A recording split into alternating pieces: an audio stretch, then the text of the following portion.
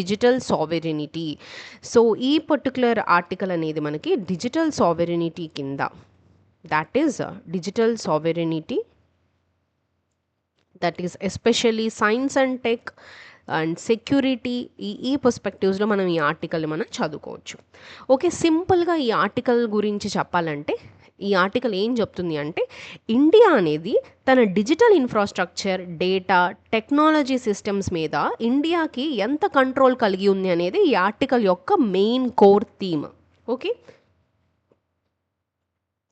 అసలు first digital security అంటే ఏంటో చూద్దాం. సో డిజిటల్ సెక్యూరిటీ అంటే ఏ కంట్రీ అయినా సరే, a country's ability to control its own data, digital infrastructure, critical technologies and cyber systems without excessive dependency on the another country or the foreign countries or companies. వేరే countries మీద depend అవ్వకుండా, వేరే foreign కంపెనీస్తో సంబంధం లేకుండా India తానంతట తాను, ఇండియానే కాదు ఏ country అయినా తానంతట తాను కంట్రోల్ చేసుకోగలిగే క్యాపబిలిటీ ఉంటే దాన్ని మనం డిజిటల్ సావెరెనిటీ అంటాం. ఇక్కడ మనం ఇండియన్ పర్స్పెక్టివ్లో చూస్తున్నాం. ఫర్ ఎగ్జాంపుల్, ఇండియాలో యూపీఐ ఉంది.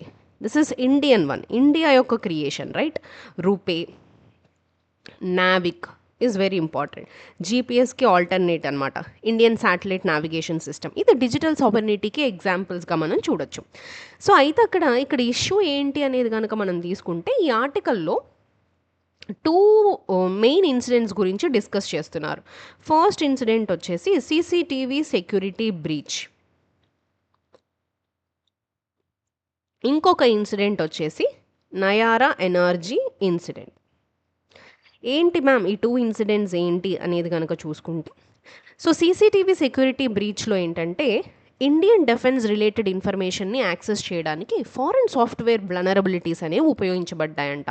ఇంకా నయారా ఎనర్జీ ఇన్సిడెంట్లో ఫారెన్ శాంక్షన్స్ కారణంగా access to certain digital services అనేవి ఎఫెక్ట్ అయిందంట. ఈ 2 ఇన్సిడెంట్స్ మనకి ఏం చెప్తున్నాయి, ఏం లెసన్ నేర్పిస్తుందంటే క్రిటికల్ సిస్టమ్స్ ఏవైతే ఉన్నాయో అవి ఫారెన్ ప్లాట్ఫామ్స్ మీద ఎక్కువగా కనుక డిపెండ్ అయితే రిస్క్ పెరిగే అవకాశం ఉందనేది మనకు చెప్తుంది. సో ఇండియా అనేది మెయిన్గా ఇండియాలో చాలా క్రిటికల్ సర్వీసెస్ని మనం బేసిక్గా చూడొచ్చు. లైక్ క్లౌడ్ ప్లాట్ఫామ్స్ కానివ్వండి, అండ్ ఆల్సో అథెంటికేషన్ సిస్టమ్స్ కావచ్చు, and communication tools as well as operating systems and as well as defence technologies. So వీటిలో ఇవన్నీ కూడా ఇండియా యొక్క క్రిటికల్ సర్వీసెస్ అనమాట. సో ఫారెన్ కంపెనీస్ కనుక ఈ క్రిటికల్ సర్వీసెస్ మీద కనుక కంట్రోల్ చేస్తే ఫ్యూచర్లో మనకి యాక్సెస్ రిస్ట్రిక్షన్స్ కానీ, శాంక్షన్స్ కానీ, జియోపొలిటికల్ కాన్ఫ్లిక్ట్స్ వచ్చే అవకాశం అనేది, ఇలాంటి సమస్యలు ఇండియాకి పెరిగే అవకాశం అనేది ఎక్కువగా ఉంది. సో ఈ ఆర్టికల్లో ఇంకా మెయిన్గా ఈ ఆర్టికల్ మనకి ఒక ఇంపార్టెంట్ ఎగ్జాంపుల్ని కూడా డిస్కస్ చేసిందనమాట. సో దట్ ఈజ్ మనందరికీ తెలిసిందే 1999లో మనకి కార్గిల్ వార్ అనేది జరిగింది కదా. ఆ టైంలో కార్గిల్ వార్ జరుగుతున్న టైంలో ఏంటంటే ఇండియాకి ఒక ప్రిసైజ్గా జీపీఎస్ సిస్టమ్ అనేది లేదు ఆ టైంలో. సో దానివల్ల ఇండియా చాలా ఇబ్బంది పడాల్సి వచ్చింది. దాని తర్వాత ఇండియా నేర్చుకున్న లెసన్ ద్వారా ఇండియా ఏం చేసింది, ఇప్పుడు ఇండియా నావిక్ అనే దాన్ని డెవలప్ చేసింది, right? So this Navik is called as navigation with Indian constellation. So ఇది మనకి సేమ్ జీపీఎస్ ఎలానో మన ఇండియన్ అనమాట. సో ఇక్కడ నేర్చుకున్న లెసన్ ఏంటంటే స్ట్రాటజిక్ టెక్నాలజీస్ అనేవి ఏవైతే ఉన్నాయో ఈ student depend entirely on the foreign countries. So మరి ఇండియా ఎలా రెస్పాండ్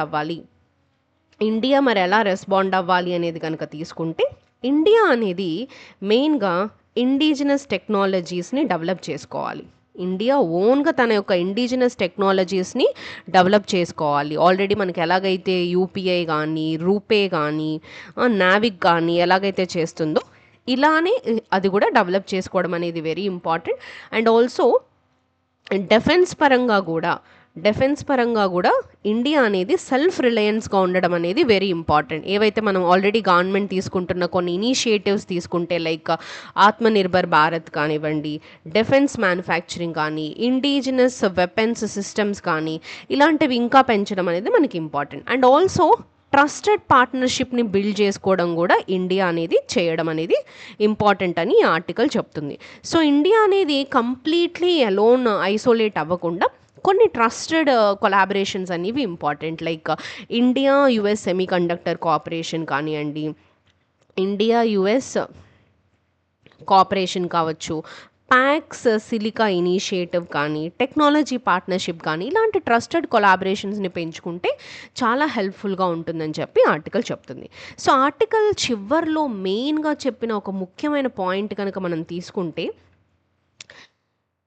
ఇండియా యొక్క R&D expenditure, research and development expenditure అంటే ఇది just close to 0.74% of GDP మాత్రమే ఉంది, which is very very less. గ్లోబల్గా R&D మీద పెడుతున్న జీడిపి కనుక మనం కన్సిడర్ చేసుకుంటే దట్ ఈస్ 2.07% ఆఫ్ జీడిపి. చూడండి ఎంత గ్యాప్ అనేది ఉంది. సో అంటే ఇండియా అనేది ఇన్నోవేషన్లో చాలా ఎక్కువ ఇన్వెస్ట్ చేయాలి. ఇక్కడ చాలా గ్యాప్ అనేది కనిపిస్తుంది. సో ఇన్వెస్ట్మెంట్స్ అనేది చాలా చేయాల్సి ఉంటుంది. సో ఈ పర్టికులర్ ఆర్టికల్ అనేది, ఎడిటోరియల్ అనేది మనకి చాలా చాలా ఇంపార్టెంట్ యూపీఎస్సీ పర్స్పెక్టివ్లో. ఇది directly links with the syllabus like GS2, governance, data protection, national security and as well as science and technology, cyber security. ఈ పాయింట్స్లో మనకి అండ్ ఎస్ఏలో కూడా మనం ఆన్సర్స్ రాయడానికి మంచి ఎడిటోరియల్. ఓకే.